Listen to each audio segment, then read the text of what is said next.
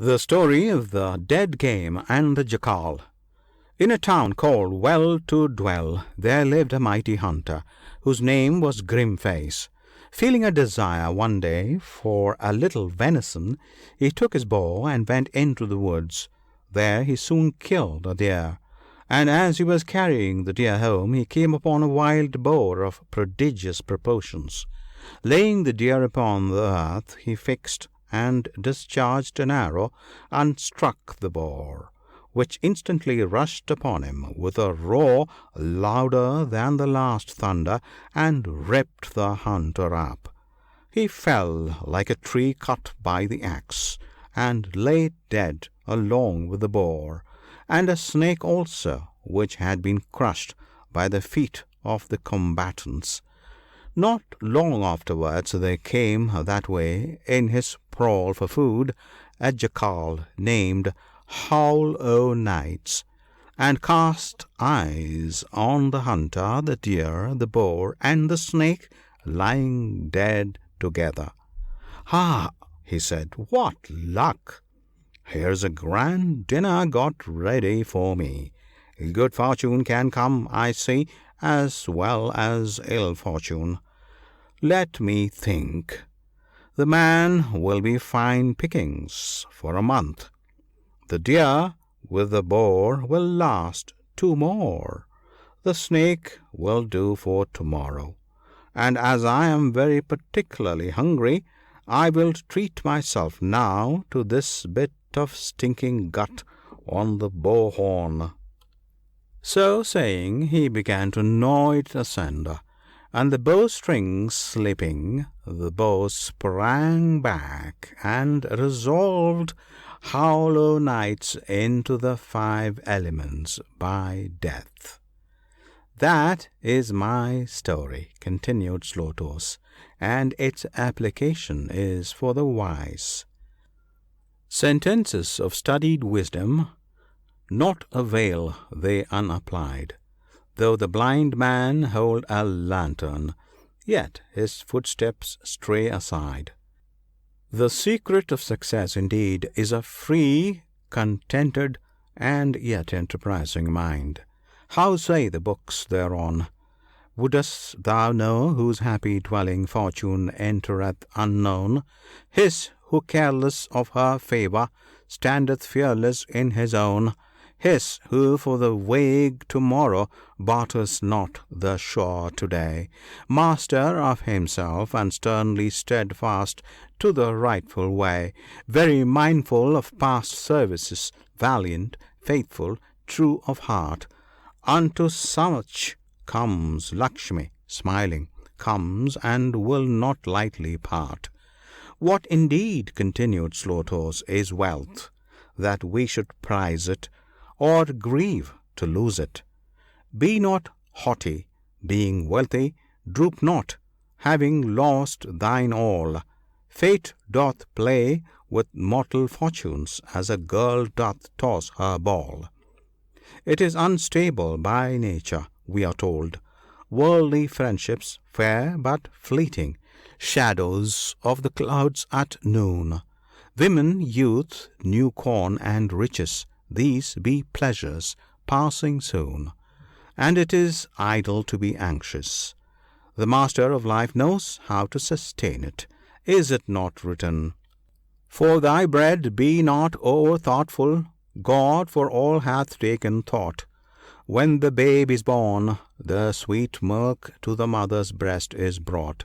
He who gave the swan her silver, and the hawk her plumes of pride, and his purples to the peacock, he will verily provide.'"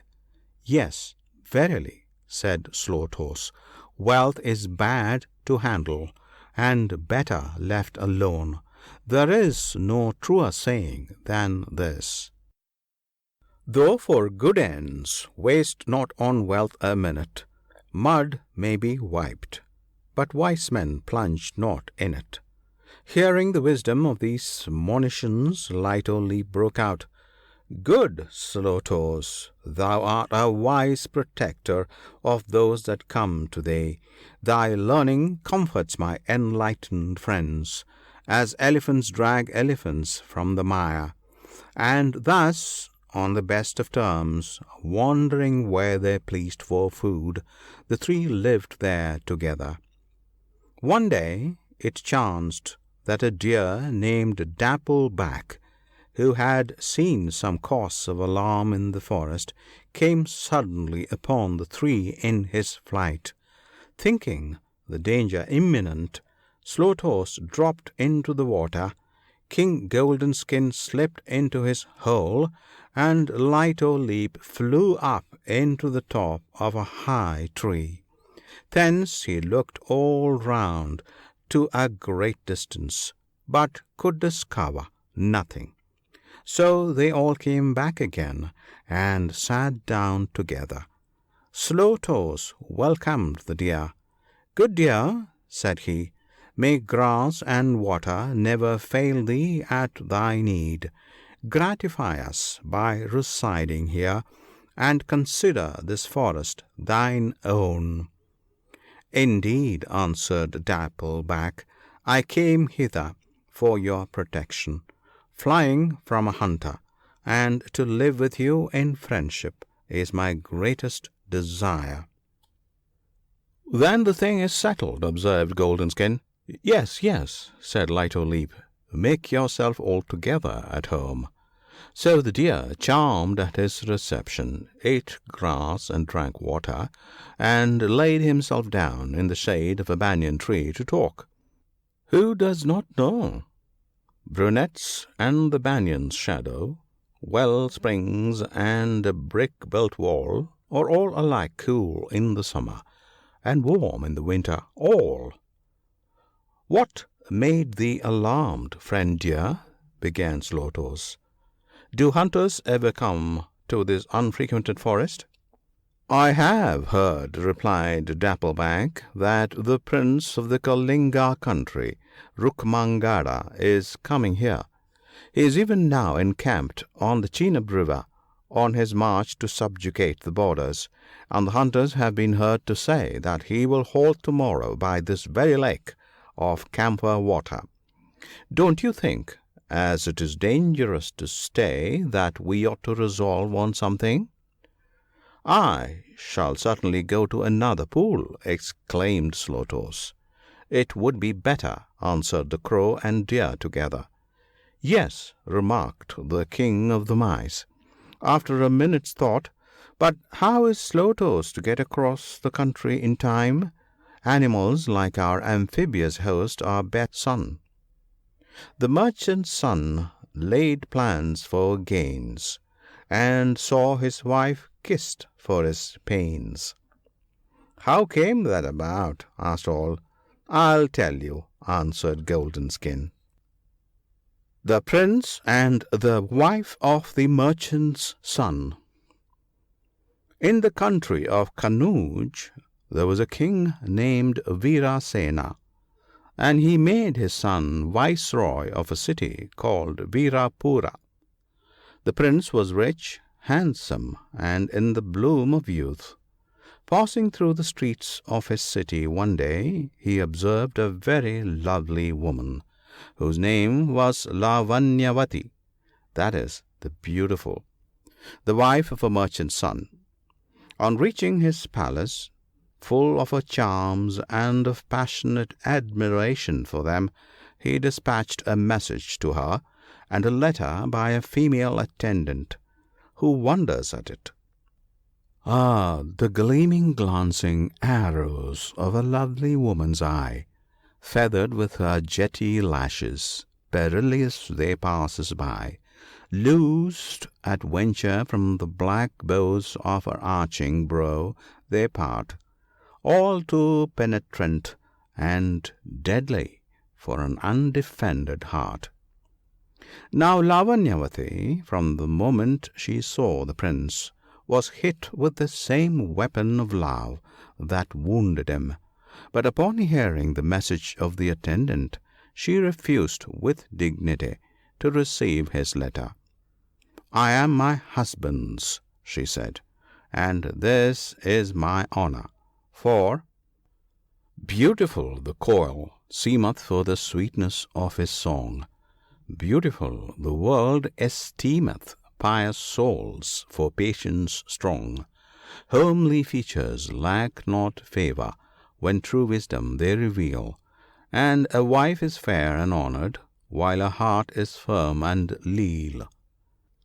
What the Lord of my life enjoins, that I do. Is such my answer? Asked the attendant. It is, said Lavanyavati. Upon the messenger reporting her reply to the prince, he was in despair. The god of the 5 shafts has hit me, he exclaimed, and only her presence will cure my wound. We must make her husband bring her then, said the messenger. That can never be, replied the prince. It can, replied the messenger. Fraud may achieve what force would never try, for Jackal killed the elephant thereby. How was that? Asked the prince. The slave related. The story of the old Jackal and the elephant. In the forest of Brahma lived an elephant, whose name was White Front. The Jackals knew him, and said among themselves, if this great brute would but die, there would be 4 months' food for us, and plenty out of his carcass. With that an old Jackal stood up, and pledged himself to compass the death of the elephant by his own wit. Accordingly he sought for White Front, and going up to him he made the reverential prostration of the 8 members, gravely saluting him. Divine creature, said he, vouchsafe me the regard of one look. Who art thou? Grunted the elephant, and whence comest thou? I am only a Jackal, said the other. But the beasts of the forest are convinced that it is not expedient to live without a king, and they have met in full council, and dispatched me to acquaint your Royal Highness that on you, endowed with so many lordly qualities, their choice has fallen for a sovereign over the forest here. Who is just and strong and wise? Who is true to social ties? He is formed the Emperies. Let your Majesty therefore repair thither at once, that the moment of fortunate conjunction may not escape us. So saying, he led the way, followed at a great pace by White Front, who was eager to commence his reign. Presently the Jackal brought him upon a deep slough, into which he plunged heavily before he could stop himself. Good Master Jackal, cried the elephant, what's to do now? I am up to my belly in this quagmire. Perhaps your Majesty, said the Jackal with an impudent laugh, will condescend to take hold of the tip of my brush with your trunk and so get out. The White Front of the elephant knew that he had been deceived, and thus he sank into the slime and was devoured by the Jackals. Hence, continued the attendant, is why I suggested stratagem to your Highness. Shortly afterwards, by the slave's advice, the prince sent for the merchant's son, whose name was Charudatta, and appointed him to be near his person. And one day, with the same design, when he was just coming from the bath and had on his jewels, he summoned Charudatta and said, I have a vow to keep to Gauri. Bring hither to me every evening for a month some lady of good family, that I may do honour to her according to my vow, and begin today. Charudatta in due course brought a lady of quality, and having introduced her, retired to watch their interview. The prince, without even approaching his fair visitor, made her the most respectful obeisances, and dismissed her with gifts of ornaments, sandalwood, and perfumes under the protection of a guard. This made Charudatta confident, and longing to get some of these princely presents, he brought his own wife next evening. When the prince recognized the charming Lavanyavati, the joy of his soul, he sprang to meet her and kissed and caressed her without the least restraint. At the sight of this, the miserable Charudatta stood transfixed with despair, the very picture of wretchedness. "And you too, Slow toes, but where is he gone?" abruptly asked King Golden Skin. Now Slow toes had not chosen to wait at the end of the story, but was gone before, and Golden Skin and the others followed him up in some anxiety. The tortoise had been painfully travelling along until a hunter, who was beating the wood for game, had overtaken him. The fellow, who was very hungry, picked him up, fastened him on his bow stick, and set off for home, while the deer, the crow, and the mouse, who had witnessed the capture, followed them in dreadful concern. "Alas!" cried the Mouse King, "he is gone, and such a friend!" "Friend, gracious word! The heart to tell is ill able. Whence came to mend this jewel of a syllable? Let us," continued he to his companions, "let us make one attempt, at least, to rescue Slow toes before the hunter is out of the wood." "Only tell us how to do it," replied they. "Do thus," said Golden Skin. "Let Dappleback hasten on to the water, and lie down there and make himself appear dead. And do you, Light o' Lamp, hover over him and peck about his body. The hunter is sure to put the tortoise down to get the venison, and I will gnaw his bonds." The deer and the crow started at once, and the hunter, who was sitting down to rest under a tree and drinking water, soon caught sight of the deer, apparently dead. Drawing his wood knife and putting the tortoise down by the water, he hastened to secure the deer, and Golden Skin in the meantime gnawed asunder the string that held Slow toes, who instantly dropped into the pool. The deer, of course, when the hunter got near, sprang up and made off, and when he returned to the tree the tortoise was gone also. "I deserve this," thought he.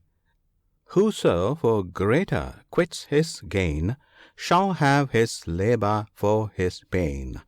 The wings unknown unwon remain, and what was won is lost again." And so lamenting, he went to his village. Slow toes and his friends, quit of all fears, repaired together to their new habitations, and there lived happily. Then spake the King Sudarshana's sons, "We have heard every word, and are delighted. It fell out just as we wished." "I rejoice thereat, my princes," said Vishnu Sarman. "May it also fall out according to this my wish. Lakshmi give you friends like these. Lakshmi keep your lands in ease. Set your sovereign thrones beside Policy, a winsome bride. And he whose forehead jewel is the moon, give peace to us and all, serene and soon." End of The Winning of Friends, from the Book of Good Counsels. Recording by Jyoti Taravanat.